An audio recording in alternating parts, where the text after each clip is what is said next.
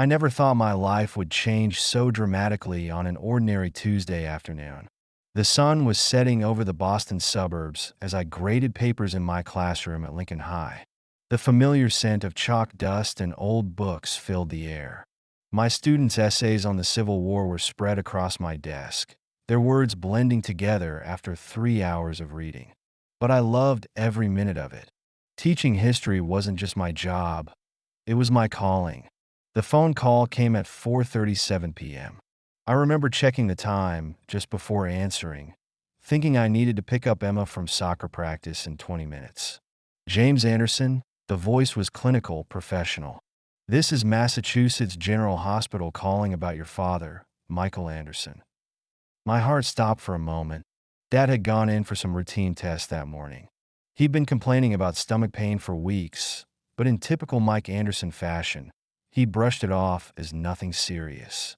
Your father's test results show some concerning abnormalities, the doctor continued. We'd like you to come in as soon as possible to discuss the findings. The drive to the hospital was a blur. I called Liz, my wife, on the way. Can you pick up Emma from soccer and Noah from his piano lesson? Her sigh crackled through the car speakers. James, I have 3 property showings this evening. It's important, Liz. Dad's at the hospital. Another sigh.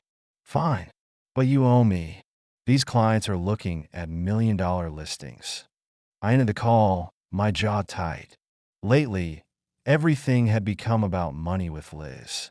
The bigger commission, the better neighborhood, the fancier car. Sometimes I barely recognized the woman I'd fallen in love with in college. Dad was sitting up in a hospital bed when I arrived, looking smaller somehow in the pale blue gown.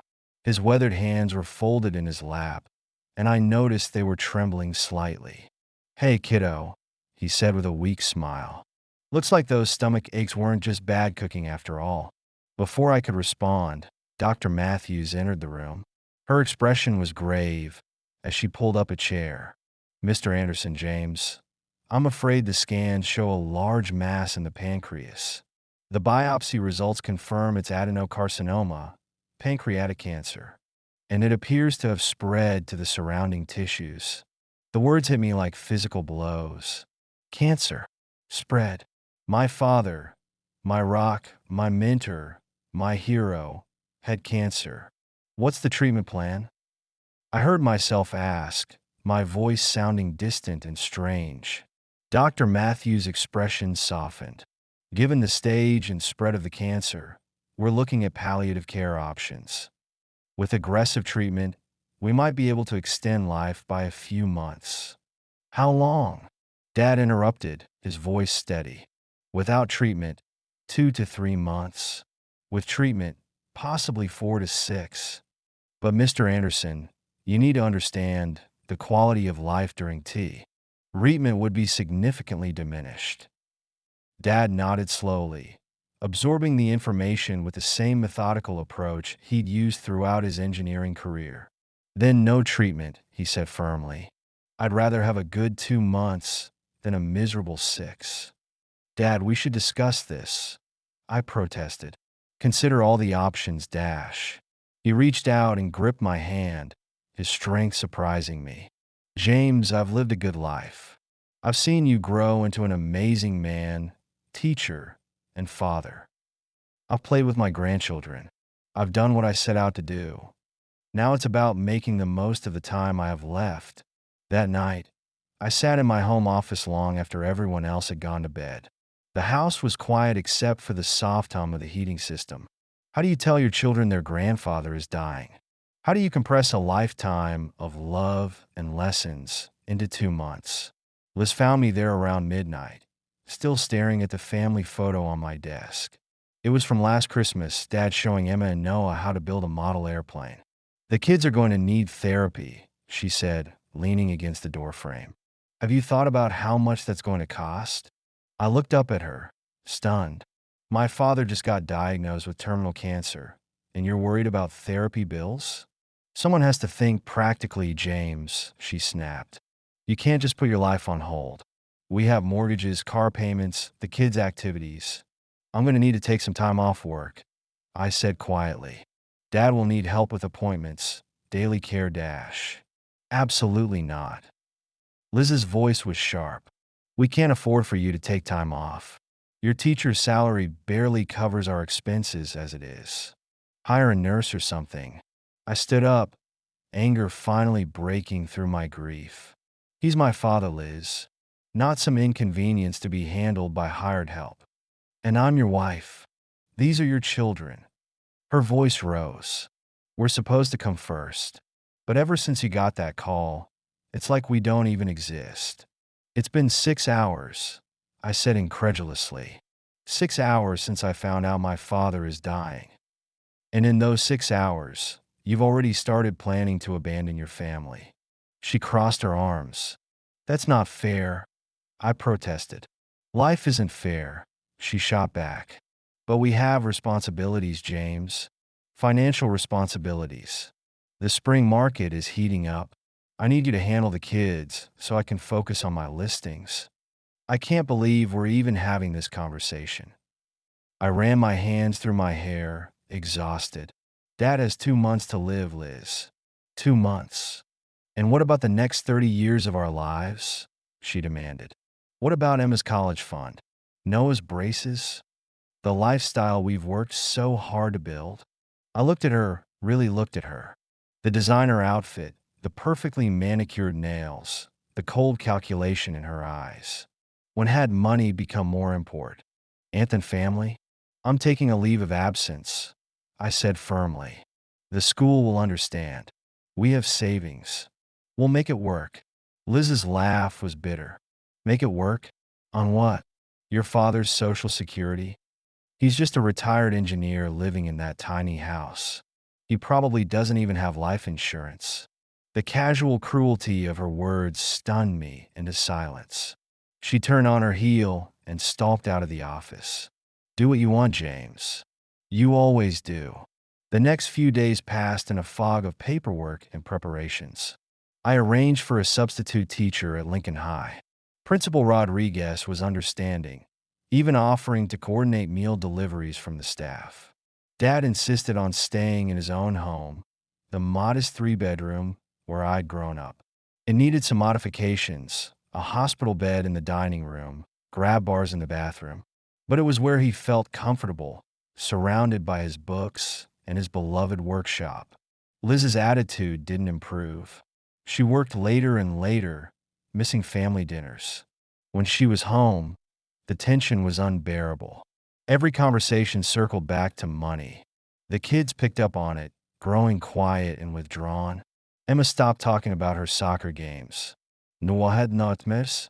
One evening, about a week after the diagnosis, I was helping Dad sort through his medications when Liz stormed in. James, we need to talk. Now. Her tone made it clear this wasn't a request. Dad squeezed my hand. Go on, son. I can manage these pills. In the hallway, Liz thrust her phone in my face. Do you see this? Do you? It was an email from our mortgage company. The payment is 3 days late, she hissed. I had to cover it from my commission account. This is exactly what I was afraid of. I'm sorry, I said wearily. I forgot. There's been a lot going on, Dash. That's not good enough. Her voice rose. You can't just check out of reality because your father is sick. Bills don't pay themselves. Life doesn't stop. From the other room, I heard Dad's oxygen machine whirring. The sound seemed to fill the silence between us. I know life doesn't stop, I said quietly. But sometimes it forces us to reassess what really matters.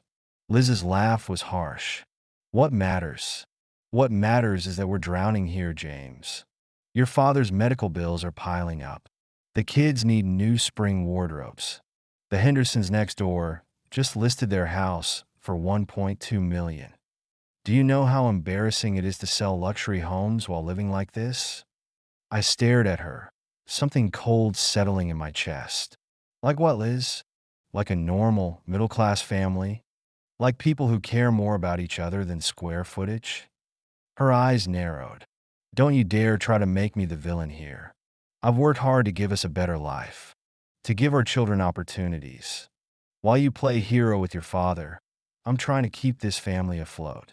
The words hung between us, sharp and irretrievable. "I think," I said slowly, "that we have very different definitions of what makes a life better and what family really means." Liz's phone buzzed. Another client, another showing, another commission. She glanced at it, then back at me. "Figure out the mortgage, James. I have to go." She was gone before I could respond, her heels clicking on the hardwood floors. The front door slammed. I stood in the hallway, listening to the echo fade. Dad's voice carried from the other room, soft but clear. "You okay, son?" I took a deep breath, squaring my shoulders. "Yeah, Dad. I'm okay." But standing there, watching the sun set through the window, I knew something fundamental had shifted. The foundations of my marriage were cracking, and I wasn't sure they could be repaired, or if I even wanted them to be. The real test came 2 weeks later, when Dad's condition took a sudden downer. He developed pneumonia, his weakened body struggling to fight the infection. The hospice nurse suggested hospitalization, but Dad refused. "I want to be in my own home," he insisted between labored breaths. "With my family." I called Liz from the emergency room, where we'd gone for antibiotics and oxygen. "I need to stay with Dad tonight," I told her. "Can you handle the kids' morning routine?" The silence on the other end was deafening. "I have an early showing," she said finally. "The Bradfords are flying in from Chicago. It's a $3 million listing." I closed my eyes, counting to 10. "Dad might not make it through the night, Liz." "The nurse says dash. Then hire a night nurse. That's what they're for." Her voice was shrill. "I can't keep rearranging my life because you refuse to be practical about this." Something inside me snapped. "Practical? You want practical?" My voice was low, controlled. "Here's practical. My father is dying. Our children's grandfather is dying. And you're more concerned about showing houses to rich people than supporting your family. That's what pays for your family's lifestyle," she shot back. "All those enrichment activities you love bragging about. The private soccer coaching, the piano lessons, the summer camps. That's not what they need right now," I said. "They need stability, understanding, love. They need their mother to care about something other than square footage and commission rates." The line went dead. I stared at the phone, not surprised but still somehow disappointed. When I got back to Dad's room, he was awake, watching me with those keen blue eyes. "Marriage troubles?" he asked softly. I sank into the chair beside his bed. "That obvious, huh?" He reached for my hand, his grip weaker than I remembered but still steady. "Son, can I tell you something?" I nodded, throat tight. "Life has a way of showing us who people really are," he said. "Not in the good times. Anyone can be kind when things are easy. It's in hard times, the dark times, that true character reveals itself." He paused, catching his breath. "Your mother, God rest her soul, she sat with me through every setback, every layoff, every illness, every doubt. Not because she had to, but because that's what love means. Being there, standing together." His words hit home, sharp and true, because Liz wasn't standing with us. She was running in the opposite direction, chasing bigger houses and better commissions, leaving me to navigate this journey alone. That night, as I sat watching Dad sleep, his breathing ragged but stable, I made a decision. My father had taught me what it meant to be a man of principle, to stand by your family, to honor your commitments, to face life's challenges with dignity and grace. I wouldn't abandon those values now, even if it meant my marriage might not survive. Some things were worth more than money. Some things were worth fighting for. And as the night deepened into dawn, I knew with absolute certainty that I was fighting for the right things. For family, for love, for everything my father had taught me to believe in. The morning Emma asked me why Mommy didn't love Grandpa anymore, I felt something break inside me. She was sitting at Dad's kitchen table, pushing cereal around her bowl. Her blue eyes, so much like my father's, were filled with confusion and hurt. "Mommy does love Grandpa," I said automatically, the lie tasting bitter on my tongue. "She's just very busy with work right now." Noah, listening from his spot on the couch, looked up from his tablet. "But she told Mrs. Henderson that Grandpa was being selfish." I heard her on the phone. My hand tightened around my coffee mug. "When was this, buddy?" "Yesterday. She was in her office. She said we could be on vacation in Florida instead of stuck here." The casual cruelty of it stung. Dad was dozing in his hospital bed in the next room, his breathing labored but steady. He'd had a better night, managing to eat a little soup for dinner. Small victories, the hospice nurse called them. I walked over to Noah, gently taking the tablet from his hands. "Listen, both of you," I said, sitting down between my children. "Sometimes grown-ups say things they don't really mean when they're stressed. But I want you to know something important." I waited until I had their full attention. "Being here with Grandpa isn't something we have to do. It's something we get to do. We get to show him how much we love him. We get to make his days brighter. We get to learn from him, even now." Emma's lower lip trembled. "But why does a mom want to learn from him too?" Before I could answer, Dad's voice carried weakly from the other room. "Is that my favorite granddaughter I hear?" Emma's face lit up. She rushed to his bedside, the heavy conversation forgotten. I watched as she climbed carefully onto the edge of his bed. Dad was teaching her to play chess, moving the pieces with shaking hands. His patience never wavered, even when the pain was bad. That's when my phone buzzed. A text from Liz, meeting with realtor friends for dinner. "Don't wait up. Another night alone. Another excuse. Another brick in the wall growing between us." I didn't reply. Instead, I helped Noah with his math homework while Emma and Dad played chess. The simple domesticity of it felt right. Complete. Even without Liz. Maybe especially without Liz. The next morning, I woke to raised voices from downstairs. Liz had finally come home. She was arguing with Pat, her mother, in the kitchen. I crept down the stairs, not wanting to wake the kids. "You're a fool, Elizabeth," Pat was saying. "A complete fool. Have you seen the neighborhood he lives in? That workshop in the garage? Engineers don't live like this unless they're hiding something." I froze on the steps, listening. "Mom, he's just a regular retired engineer," Liz responded. "James has been through his papers. There's nothing, just some pension payments and Social Security." Pat's laugh was sharp. "Nobody stays at one company for 30 years without accumulating something. Stock options, patents, investments. Your father-in-law isn't stupid, Elizabeth. Men like him know how to hide money. You need to start paying attention before it's too late." My stomach churned. They were discussing my dying father's finances like vultures circling prey. "What do you expect me to do?" Liz asked. "James barely leaves his side. He's going through all the medical paperwork, handling everything. Then make yourself useful," Pat snapped. "Help out. Show interest. Get access to those papers. There has to be something we're missing." I'd heard enough. I walked into the kitchen, not bothering to hide my presence. Both women jumped. "Good morning," I said coldly. Interesting conversation. Pat recovered first, her practiced smile sliding into place. "James, dear, we were just discussing care options for Michael." "No," I said flatly. "You were discussing how to profit from my father's death." Liz at least had the decency to look ashamed. Pat just shrugged.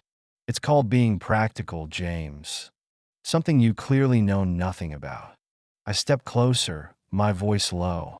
"Get out of my house. Both of you." Liz's eyes widened. "James, you can't dash." "Can't what?" "Protect my dying father from people plotting to raid his non-existent fortune." "I think I can. I think I must." Pat grabbed her designer purse, her heels clicking on the tile. "Come on, Elizabeth. We're not wanted here." But Liz hesitated. "The kids dash. will be fine with their father. I finished. At least he puts family before money. They left. The silence they left behind was deafening. I stood in the kitchen, hands shaking, until Dad's voice called me back to reality. Everything okay out there, son? I walked to his room, forcing a smile. Just fine, Dad. The vultures are circling, he said softly. My head snapped up. He was watching me with those knowing eyes. You heard? He nodded slightly. Walls are thin. And Pat Carter never learned to modulate her voice. He shifted in his bed, grimacing. Sit down, James. There's something I need to tell you. I pulled up my usual chair, concern growing. Dad was looking better today, more alert. But there was something in his expression I couldn't quite read. They're not entirely wrong, you know, he began. About the money. My protest died on my lips as he continued. I did more than just engineering at Boeing. I held patents, made investments. The stock options alone. He trailed off, then reached for the water glass beside his bed. I helped him take a sip, my mind racing. What are you saying, Dad? He settled back against his pillows. I'm saying that Pat's right, but for the wrong reasons. I do have money. Quite a bit, actually, but it's not hidden. It's just carefully managed. He gestured to the drawer of his bedside table. There's a business card in there. For Harold Whitmore. He's been my attorney and financial advisor for 30 years. I found the card. Simple black text on cream paper. Why are you telling me this now? Dad's smile was gentle. Because you need to know. Not for the money. You've never cared about that. But because it's part of my legacy. Part of what I want to leave you. He took another careful breath. I've watched you these past weeks, son. Watched you choose what matters. Watched you stand up for your principles, even when it cost you. Tears pricked at my eyes. Dad dash. He held up a hand. Let me finish. I've lived simply because I wanted to, not because I had to. Material things, they never meant much to me. But dreams? Those matter. He reached for my hand. I know about the school you want to build. The one for gifted kids who can't afford private education. I stared at him, shocked. It was a dream I'd rarely spoken of. Something I'd tucked away as impossible on a teacher's salary. How did you dash? You talk in your sleep, he said, eyes twinkling. Always have, since you were little. These past few weeks, sitting with me at night. He squeezed my hand. I've heard every word of your dream, son, and I want to help make it real. The emotion caught in my throat. Even now, dying, he was thinking of my dreams, of how to help others. There's more, he continued. Harold is all the paperwork. But I need you to promise me something. Anything, I whispered. Don't tell anyone about this. Not yet. Let people show you who they really are. Let them reveal their true characters. His meaning was clear. Liz and Pat's conversation suddenly took on new significance. You're testing them, I realized. He nodded slightly. Life is a way of stripping our pretenses, son, showing us what people value most. When they think there's nothing to gain, that's when you see their true face. A noise from the hallway made us both look up. Emma stood in the doorway, clutching her chest set. Grandpa, are you ready for our game? Dad's face lit up. Always ready for you, sweetheart. I helped set up the board, my mind spinning with everything I'd learned. Watching them play, I saw what really mattered. Not the money hidden away in careful investments, not the patents or stock options, but this. Love. Family. Teaching a little girl to play chess while you still could. That evening, Liz called. Her voice was conciliatory, practiced. James, I'm sorry about this morning. Mom was out of line. We both were. I said nothing, letting the silence stretch. I've been thinking, she continued. Maybe I could take some time off. Help more with your dad. The kids miss me. Now I understood her sudden change of heart. Pat must have convinced her to try a different approach. No need, I said coldly. We're managing fine. But James dash. Goodbye, Liz. I ended the call, then turned off my phone. Dad was right. Let people show you who they are. The next few days brought a parade of subtle investigations.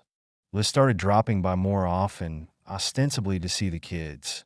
But I noticed how her eyes wandered to Dad's papers, how she lingered near his office door. Pat made occasional appearances, bearing casseroles and probing questions. Both wore masks of concern that never quite reached their eyes.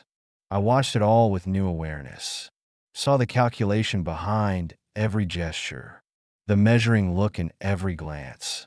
Dad saw it too.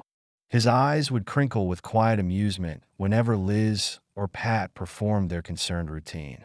Oscar worthy, he whispered to me one evening after a particularly dramatic visit.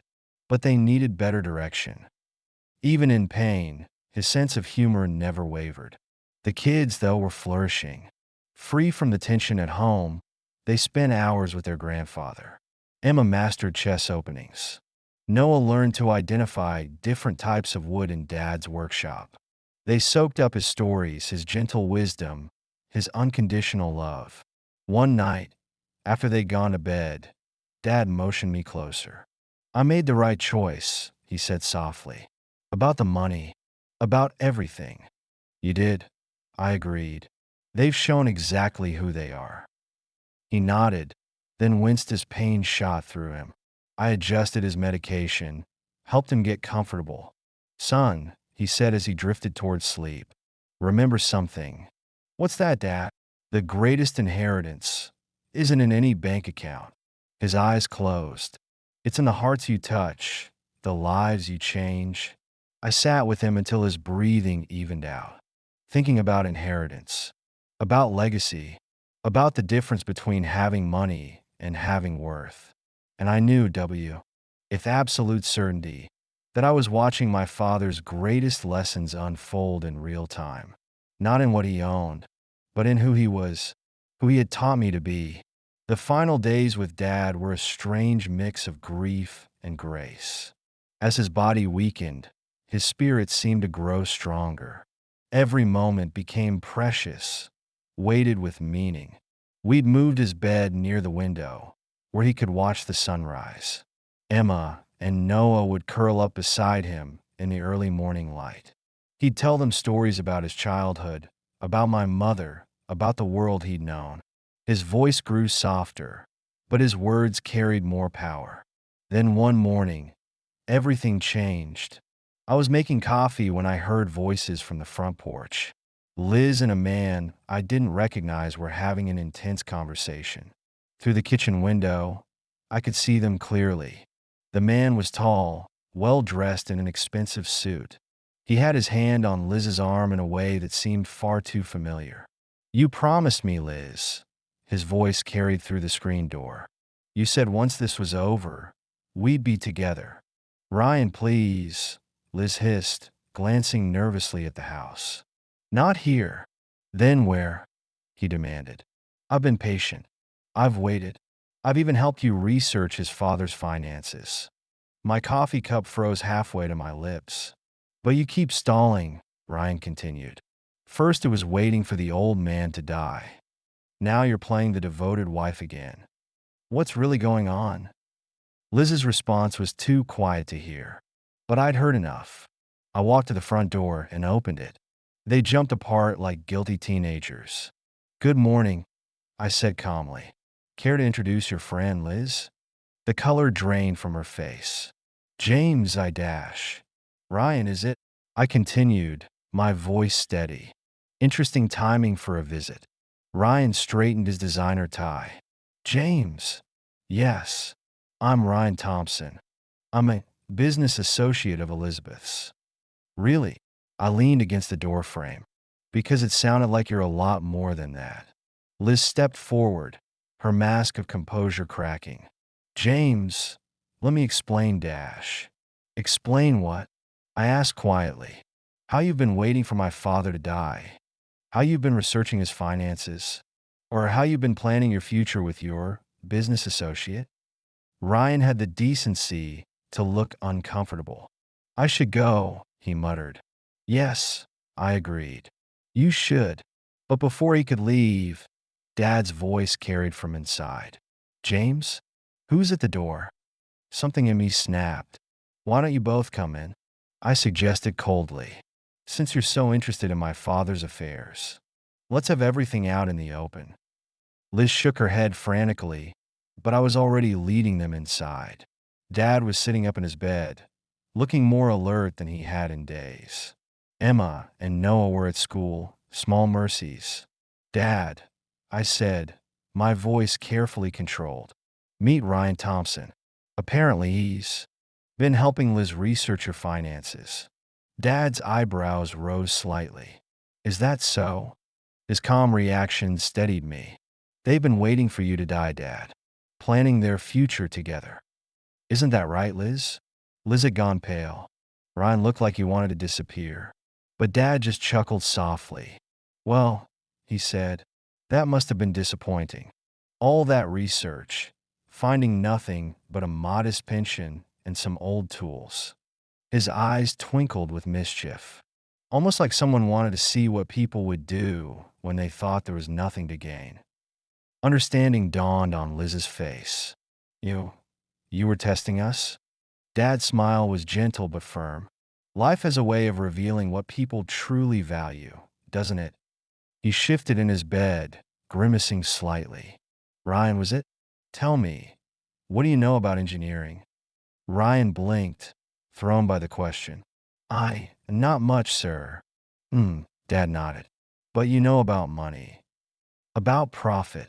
About using people to get what you want. His voice hardened slightly. Just like you've been using my daughter-in-law. Ryan started to protest, but Dad held up a hand. The thing about engineering, he continued, is that it teaches you to build things that last. Foundations that hold. Character that doesn't crack under pressure. He looked at Liz. You chose poorly, Elizabeth. Not just in him, but in what you valued most. Tears were streaming down Liz's face now. I never meant dash. Yes, you did. I interrupted quietly. You meant every calculation, every manipulation, every moment you put money above our family. I pulled an envelope from my pocket, divorce papers I'd had drawn up weeks ago. I was waiting for the right time, I said. I guess this is it. Liz stared at the envelope, then at Ryan, then back at me. James, please dash. No more games, Liz. I handed her the papers. No more pretending. It's over. Ryan cleared his throat. Elizabeth, we should go. But Liz just stood there, clutching the divorce papers. What about the kids? They'll stay with me, I said firmly. You've made it clear where your priorities lie. Dad spoke up again, his voice tired but clear. Life is short, Elizabeth. Too short to live it chasing shadows. Too precious to waste it on lies. He closed his eyes briefly. I hope you find what you're looking for. But you won't find it here. Not anymore. They left without another word. The sound of car doors slamming felt like a period at the end of a long, complicated sentence. I sat heavily in the chair beside Dad's bed. I'm sorry you had to see that, I said. He reached for my hand. I'm not. Sometimes we need to see things clearly to move forward. I nodded, thinking of the road ahead. The kids dash. We'll be fine, he assured me. They have you. And soon, he added with a small smile, they'll have a school to be proud of. 3 days later, Dad slipped away peacefully in his sleep. Emma was curled up in the armchair beside his bed, a chess piece clutched in her small hand. Noah had fallen asleep on the floor, surrounded by drawings he'd made of the birdhouses they'd planned to build together. I sat with them as the sun rose, watching the light paint the room in soft golds and pinks, remembering, grieving, but mostly feeling grateful.